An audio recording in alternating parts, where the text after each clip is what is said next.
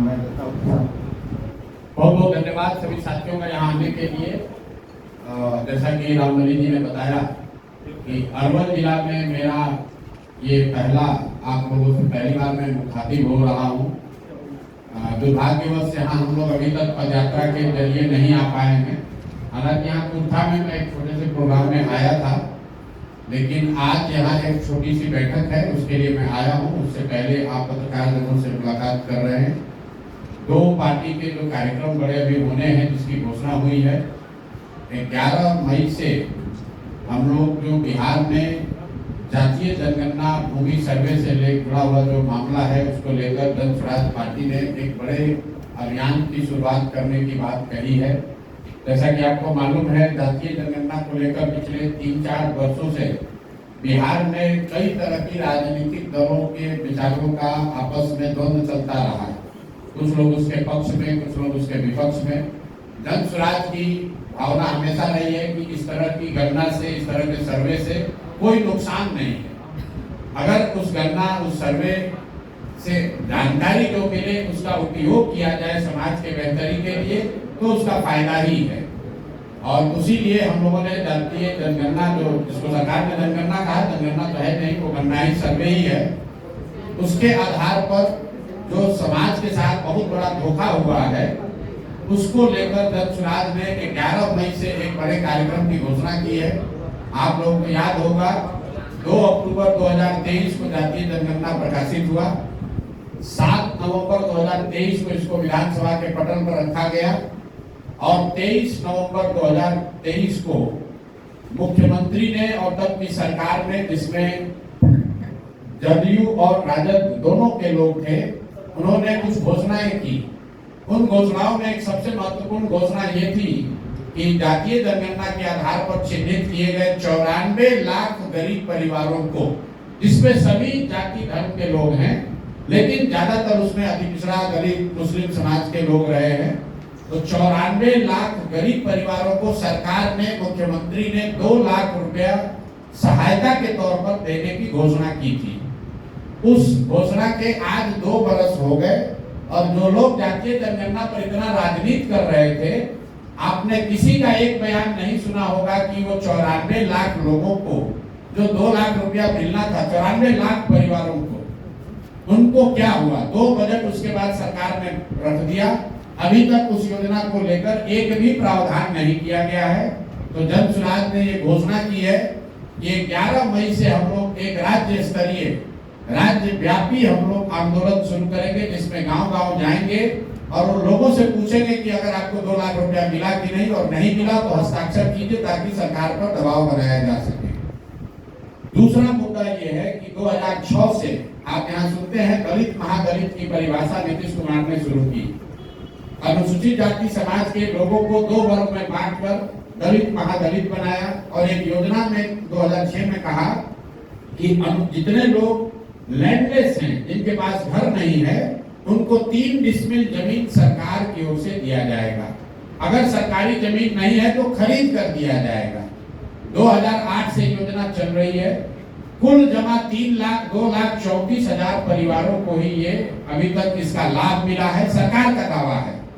और भारत सरकार के प्लानिंग कमीशन ने एक रिपोर्ट जारी किया है, जिसमें कहा है कि 2,34,000 परिवार में भी सिर्फ 1,20,000 परिवार को ही जमीन मिला है, बाकी लोगों को सिर्फ पेपर पर ही जमीन दी गई है। मिलना चाहिए था 50 लाख परिवारों को। उन्हीं दलित महादलित भाइयों के, उनके परिवार के वोट के आधार पर नीतीश बाबू कुर्सी पर हैं और सिर्फ 2,34,000 लोगों को जमीन आवंटित किया गया और उसमें भी आधे लोगों को सिर्फ कागज पर दिया गया, अभी तक पोजीशन नहीं मिला। तीसरा जो बहुत बड़ा मुद्दा है, आप अरवल में भी देखते होंगे, ये भूमि सर्वे का काम जो चल रहा है। भूमि सर्वे के नाम पर इस राज्य सरकार ने राजस्व विभाग को धन उगाही का, जनता से धन उगाही का सबसे बड़ा जरिया बना लिया है। हर घर में रसीद कटाने के लिए, दाखिल खारिज करने के लिए, जमाबंदी के लिए 20,000, 25,000, 50,000 रुपया लिया जा रहा है। ये काम हो रहा है जमीन के सर्वे के नाम पर। और फरवरी में अभी सरकार का रिपोर्ट आया है, 20% से कम जमीन का ही अभी तक डिजिटाइजेशन हुआ है। तो ये तीनों जो मुद्दे हैं, कि 94 लाख परिवारों को 2 लाख रुपया जो आपने देने का वादा किया था वो कब दीजिएगा? दलित, महादलित, अति पिछड़ा समाज के भूमिहीन लोगों को जो 3 डिसमिल जमीन देनी थी उस पर आपने क्या किया वो बताइए। और तीसरा, ये भूमि सर्वे के नाम पर घर घर में जो आप लड़ाई लगा रहे हैं, हर गांव में हर परिवार से पैसे की जो वसूली हो रही है, इस पर तुरंत रोक लगाई जाए। इसके लिए जन सुराज 11 मई से राज्यव्यापी आंदोलन शुरू कर रहा है। गांव गांव में हम लोग जाएंगे। ये तय किया है कि 1 करोड़ लोगों से हस्ताक्षर लिया जाएगा, उनकी सहमति ली जाएगी और उसको लेकर हम लोग राज्यपाल और मुख्यमंत्री से मिलेंगे। अगर वो बात नहीं मानते हैं तो अगला जो मानसून सत्र है उसमें जन सुराज लोगों के साथ मिलकर विधानसभा का घेराव भी करेगा। और इस पर इसकी जो शुरुआत है वो शुरुआत में खुद से अपने साथी जो नेतागण हैं, जो समर्थक हैं, जो हम लोग के कार्यकर्ता हैं, जन सुराज परिवार से जुड़े लोग हैं, ये सब हम लोग शुरुआत इसकी कर रहे हैं मुख्यमंत्री के अपने गांव कल्याण बिगहा नालंदा से। वहीं पर जाकर शुरू करेंगे, पूछेंगे कि भाई किसको 2 लाख रुपया मिला, किस दलित महादलित को 3 डिसमिल जमीन मिला। और कल्याण बिगहा में लोगों से जाकर ये पूछेंगे कि भाई आपके भूमि सर्वे में दाखिल खारिज में रसीद कटाने में सरकार आपसे पैसा ले रही है कि नहीं ले रही है? क्योंकि अगर नीतीश बाबू अपने गांव में 3 काम नहीं करा पा रहे हैं तो पूरे बिहार में जो आरोप लग रहा है उनके सरकार पर वो स्वाभाविक है कि भाई आप अपने गांव में तो कम से कम लागू करा के दिखा दो। तो इसकी शुरुआत 11 तारीख को मैं कल्याण बिगहा से खुद करूंगा। कल ही मैंने इसकी घोषणा की है, आपसे भी साझा कर रहे हैं। इसके अलावा 20 मई से मैं छपरा, सिद्धार्थ दियारा से, जेपी के गांव से बिहार बदलाव यात्रा की शुरुआत कर रहा हूं। जेपी का जो व्यवस्था परिवर्तन का संपूर्ण क्रांति का नारा था, उनके लोग, उनके मानने वाले लोग, उनके विचारों को मानने का दावा करने वाले लोग सत्ता में पिछले 30-35 साल से हैं, लेकिन बिहार में व्यवस्था परिवर्तन की लड़ाई अधूरी है। यहाँ पर संपूर्ण क्रांति की बात तो छोड़ दीजिए, जो व्यवस्था पहले से थी वो भी बर्बाद हो गई। इसलिए जेपी के गांव सिद्धार्थ दियारा से 20 तारीख से जन सुराज की ओर से हम लोग एक बिहार बदलाव यात्रा की शुरुआत करेंगे, जिसमें 120 दिन 4 महीना घर लौटे बगैर गाड़ी से बिहार के 240 विधानसभा क्षेत्रों के गांव, घर, पंचायत, प्रखंड में हम लोग जाएंगे, वहीं पर रुकेंगे, साथ में जनता के रहेंगे और पूरे बिहार में लोगों को एक ही संदेश देना है कि अगर व्यवस्था परिवर्तन करनी है तो आप अपने बच्चों के लिए सजग होइए, अपने बच्चों के लिए वोट कीजिए, उनके पढ़ाई रोजगार के लिए वोट कीजिए। ये संदेश लेकर हम लोग सिद्धार्थ दियारा से निकलेंगे। तो ये जो 2 बड़े कार्यक्रम है इसकी मैंने आपसे साझा किया। अब आपके जो सवाल है आप सवाल कर सकते हैं। बहुत बहुत धन्यवाद। सवाल आप मंच पर बैठे हुए किसी भी व्यक्ति से कर सकते हैं। कई स्थानीय मुद्दे ऐसे हैं जो शायद हमसे बेहतर ये लोग जानते हैं, इनकी समझ भी हमसे बेहतर है। तो आप कोई भी सवाल मंच पर बैठे हुए किसी भी व्यक्ति से कर सकते हैं। एक सवाल आपसे है कि तेजस्वी यादव ने कहा है कि अगर उनकी सरकार बनी तो शराबबंदी से ताड़ी को बाहर कर दिया जाएगा। चलिए कम से कम एक कदम तो बढ़े। जन सुराज और प्रशांत किशोर पहले हम लोग हैं जिन्होंने कहा कि शराबबंदी को हटाया जाना चाहिए। लोगों ने कहा क्यों कह रहे हैं ऐसी बात? भाई शराबबंदी इसलिए हटाने की बात कर रहे हैं कि पहली बात तो शराबबंदी बिहार में है ही नहीं। ये तो सिर्फ शराबबंदी का कानून है, बना है, जिसके तहत दुकान शराब की बंद कर दी गई और घर घर में शराब बिक रहा है। नुकसान बिहार के लोगों का 15 से 20 हजार करोड़ का हर साल हो रहा है। ये पैसा कहाँ जा रहा है? ये पैसा जा रहा है बिहार के भ्रष्ट नेताओं के पास, अफसरों के पास। और जो गरीब व्यक्ति है, जो अति पिछड़ा है, गरीब है, दलित है, मुस्लिम है, उसको सरकार इसी सरकारी तंत्र इसी कानून के नाम पर प्रताड़ित कर रहा है। अभी जो तारीख की बात की गई है, आप गांव में चलिए, सिर्फ पासी समाज के लोग ही क्यों, आप मुसहर समाज की दशा देखिए, आप पासवान समाज की दशा देखिए, अति पिछड़ा समाज के किसी भी गांव में चलिए, पुलिस वाले पहुंच गए, किसी को शराबबंदी के नाम पर पकड़ लिया, वहां के महिलाओं को बुलाकर थाना में कहता है झाड़ू लगाओ, बर्तन साफ करो। और ये तमाम चीजें हमने रास्ते चलते हुए पैदल पद यात्रा के दौरान देखी। इसीलिए कहा कि भाई जिन महिलाओं के नाम पर ये कानून को बनाए हो, सबसे ज्यादा प्रताड़ित, शोषित वो महिलाएं हो रही हैं।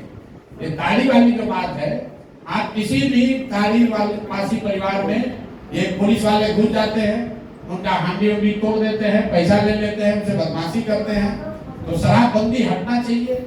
और आपने देखा होगा शराबबंदी तो लागू नहीं है, इसका एक बहुत बड़ा कुप्रभाव युवाओं को पड़ रहा है।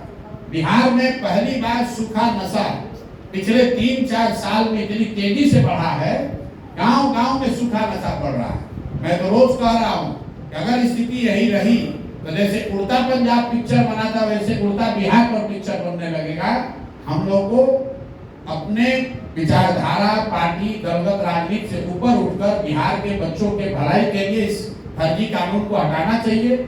और बिल्कुल महिलाओं को का वोट लेने के चक्कर में गलत बात नहीं करनी चाहिए, क्योंकि महिलाओं को भी पता है कि शराबबंदी कहीं नहीं लागू है।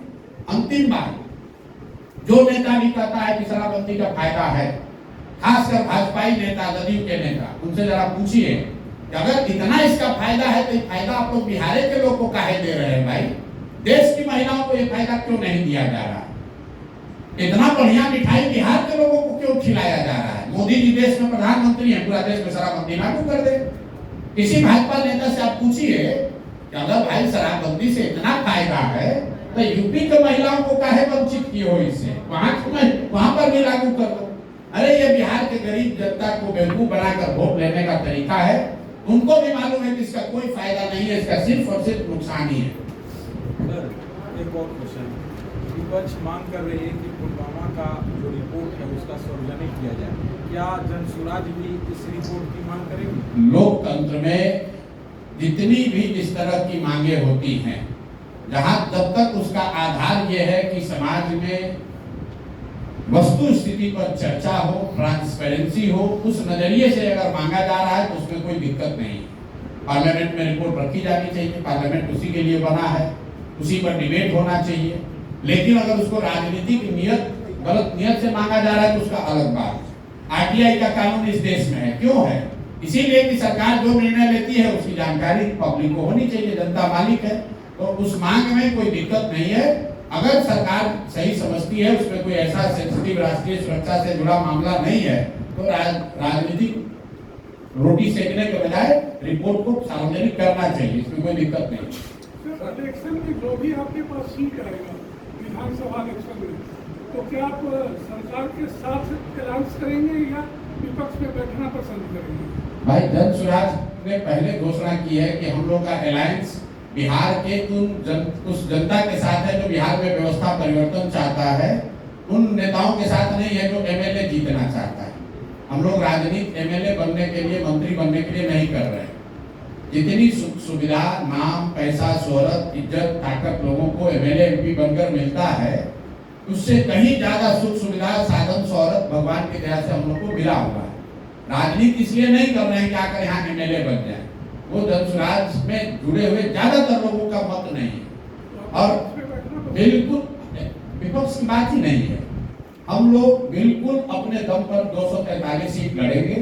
जनता का आशीर्वाद मिला तो व्यवस्था परिवर्तन की लड़ाई को आगे बढ़ाएंगे, जनता का आशीर्वाद नहीं मिला तो विपक्ष में बैठेंगे।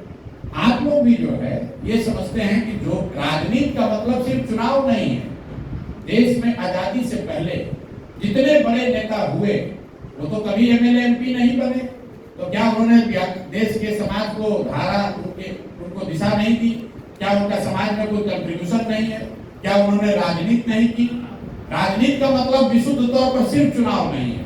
चुनाव भी लोकतंत्र का एक बहुत बड़ा हिस्सा है, लेकिन राजनीति ये भी है कि समाज के दबे कुचले लोगों की आवाज आप बने, उनकी ताकत बने। राजनीति ये भी है कि समाज के मुद्दों को आप प्रखरता से सरकार के सामने, लोगों के बीच में रखें।